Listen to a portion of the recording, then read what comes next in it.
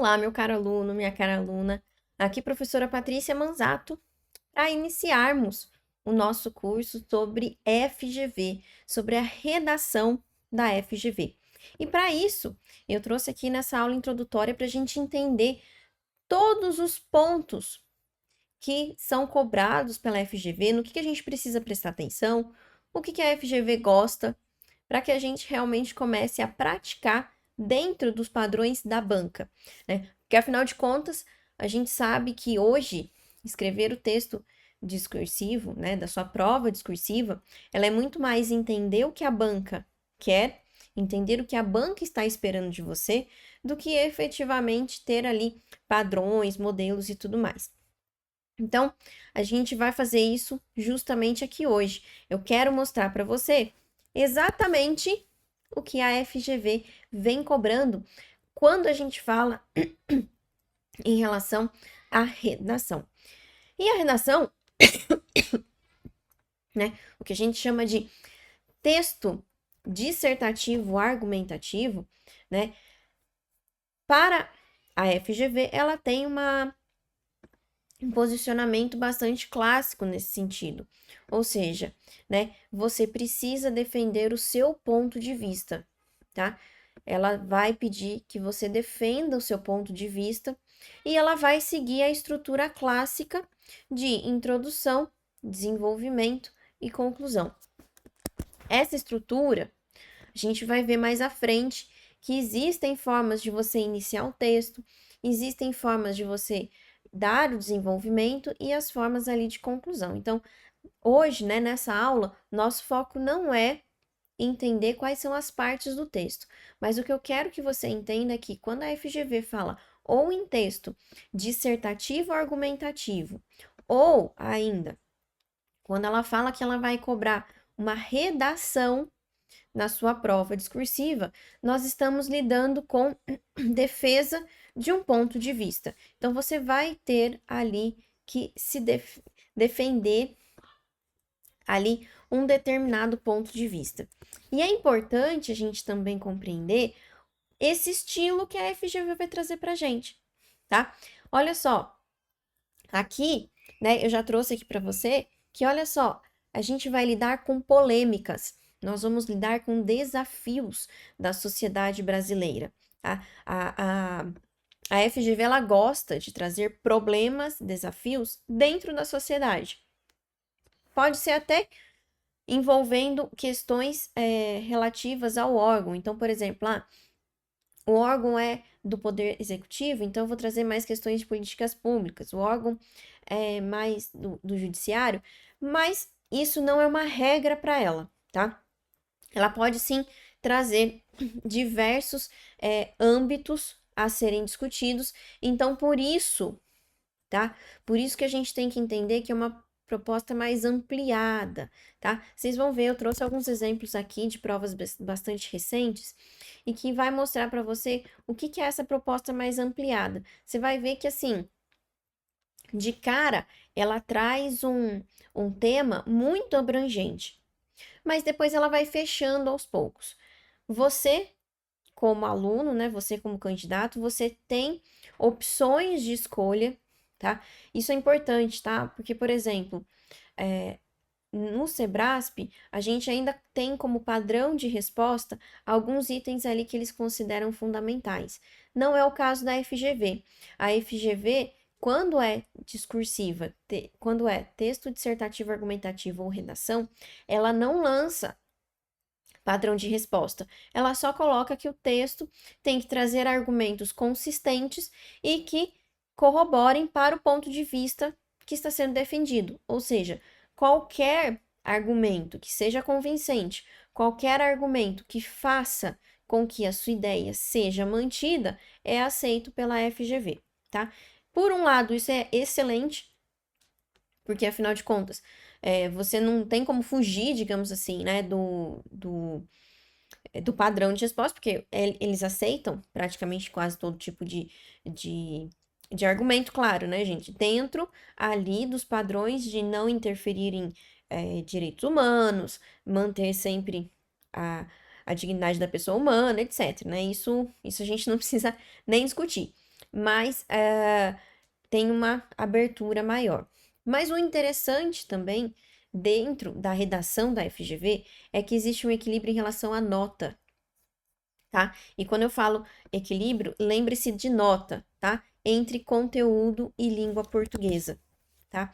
Nas redações da FGV, ela coloca ali uma pontuação bem razoável, né? Bastante razoável dentro de conteúdo, mas também a maioria da nota, em torno ali de 60%, mas o restante da nota também vai ser ligado à língua portuguesa e à estrutura. Então, a gente precisa ter essa preocupação. Então, não adianta só a gente estudar conteúdo, né? Não adianta a gente estudar só o conteúdo, mas a gente também vai precisar observar questões de língua portuguesa, tá? Então, se você tem problema ali de pontuação, de conectivos, já coloque aí na sua programação para você focar um pouquinho mais nesses aspectos, tá bom?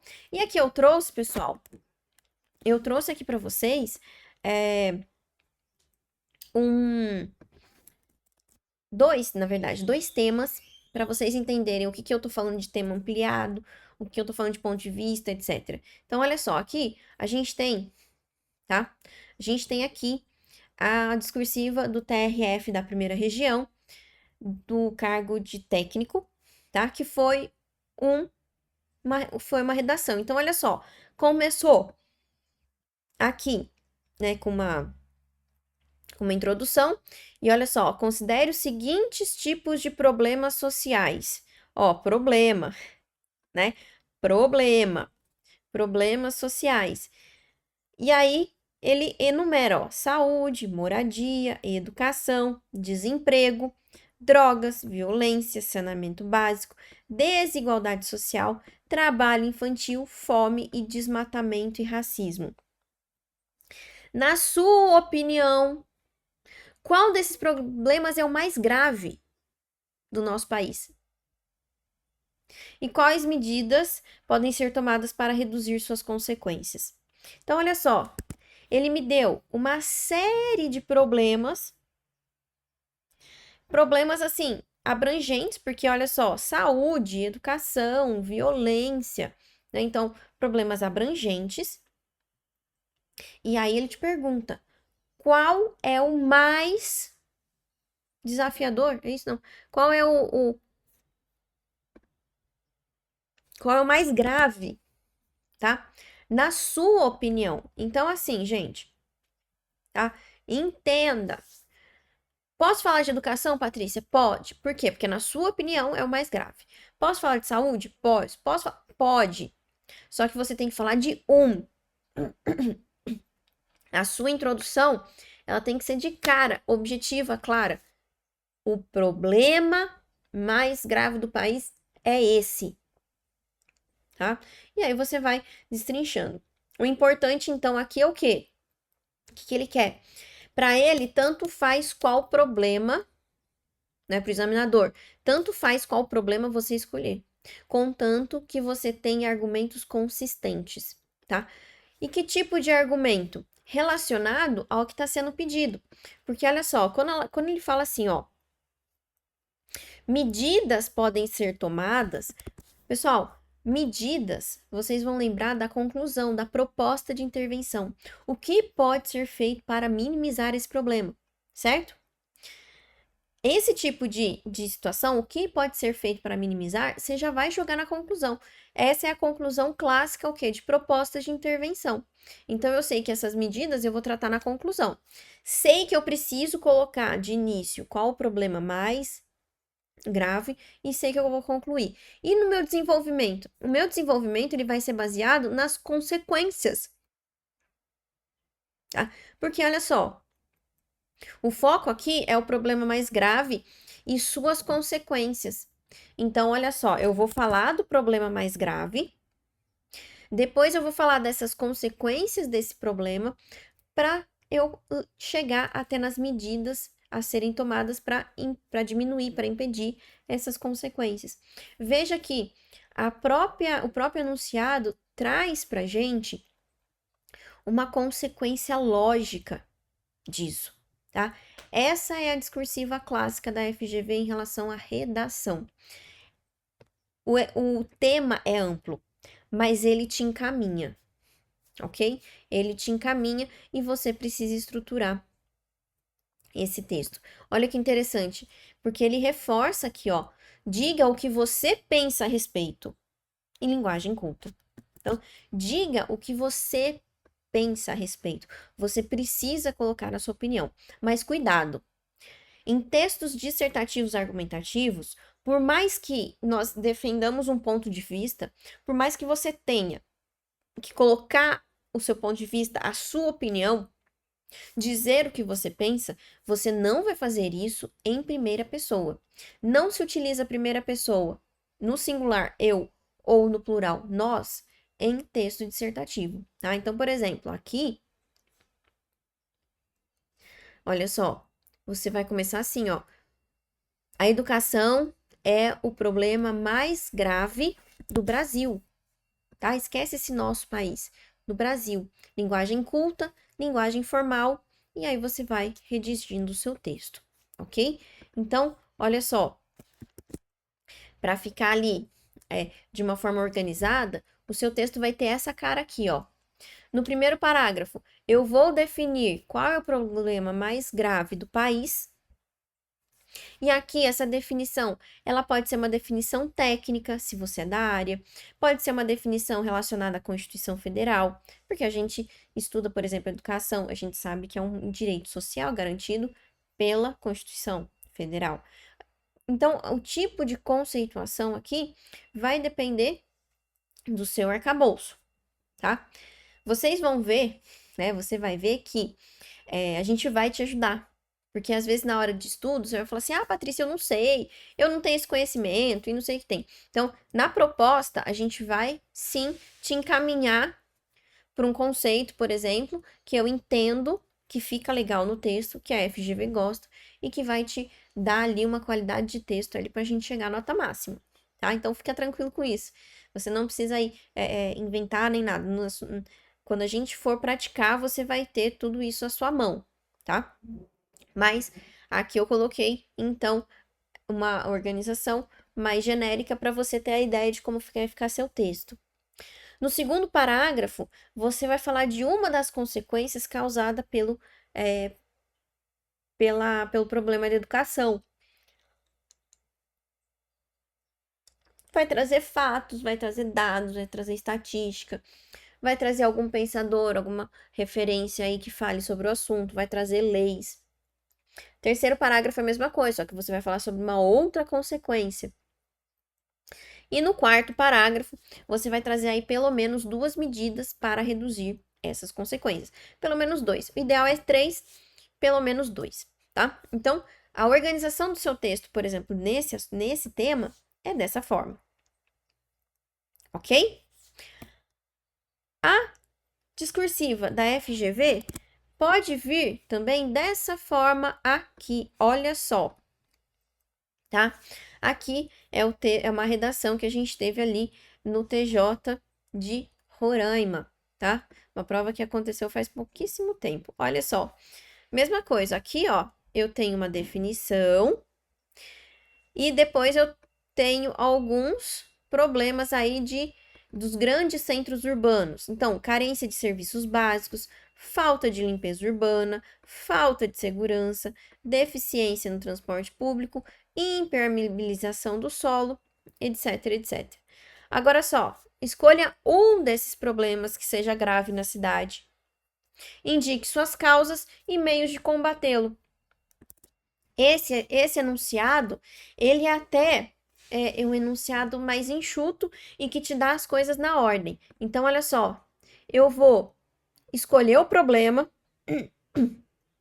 vou conceituar introdução, vou falar suas causas, desenvolvimento, causa 1 e causa 2, e depois formas de combatê-lo, tá? Formas de combatê-lo me lembra proposta de intervenção, ou seja, eu estou falando de conclusão, tá? Então, a sequência lógica se mantém.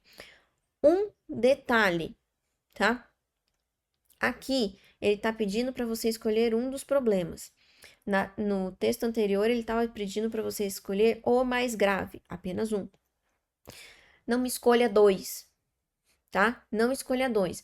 Você até pode colocar como causa ou consequência, tá? Então, por exemplo, enfim, tentar ligar os temas, mas que você escolha um do que exatamente o que ele está pedindo.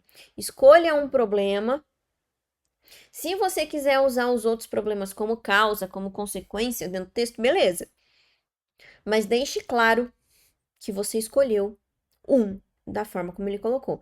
Porque senão aí você já vai ter de cara a diminuição da sua nota, tanto na parte de estrutura quanto na parte de conhecimento do tema, tá? Então a gente não quer que você tenha essa diminuição de nota, tá?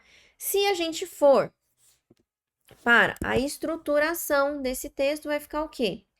Primeiro parágrafo, eu vou trazer a definição do problema. Qual que é o problema mais grave dos centros urbanos atualmente? Depois eu vou trabalhar as causas. Vou trabalhar a causa 1, causa 2. Patrícia, mas eu posso trabalhar com algumas causas? Pode. Mais do que duas? Pode. Né? Você pode separar essas causas aí por aspecto econômico, aspecto financeiro, aspecto social, político, etc, etc. Tá? E aí você pode fazer isso sim. Então, ao invés de você citar uma causa, no segundo parágrafo, por exemplo, você coloca em termos financeiros, né? Aí você fala das causas em relação à parte financeira. Quanto aos aspectos sociais, e aí você destrincha, tá? E termina o texto com duas medidas para combater essas causas. Então, duas medidas para combater essas causas, ok? Então, pessoal, olha só, veja que o assunto parece amplo? Parece, mas a própria banca vai te encaminhando para o que ela quer, tá? É importantíssimo você saber desenvolver o texto dessa forma, é importante você saber ler o enunciado dessa forma, porque conforme você vai lendo, na sua cabeça já vai gritando as coisas. Opa, isso daqui é introdução, isso daqui é desenvolvimento, isso daqui é conclusão. Vou ligar isso com isso, né? Você vai lá na frente, daqui a algumas aulas, que existe forma da gente conseguir organizar o texto de forma rápida. E é isso que eu quero com você. Eu quero que você não perca tempo pensando no que você vai escrever, como você vai escrever. Não. Isso já tem que estar mais automatizado na sua cabeça para que a gente consiga aí ganhar tempo na prova. E para finalizar, eu sempre gosto de deixar uma frase aqui para vocês. Então, quem teme ser vencido tem a certeza da derrota. Não tenha medo da FGV, não tenha medo da discursiva, né? Não adote uma postura de vencido, ao contrário, adote uma postura de que você não vai ser derrotado. A FGV não vai te derrotar. Não por isso. Ela pode te derrotar em outros aspectos, mas na discursiva não vai ser aqui não. Fico por aqui então, desvendamos a redação da FGV e agora a gente vai para a próxima parte de estrutura textual e aí sim para a gente começar a praticar essa redação. Um grande beijo e até mais!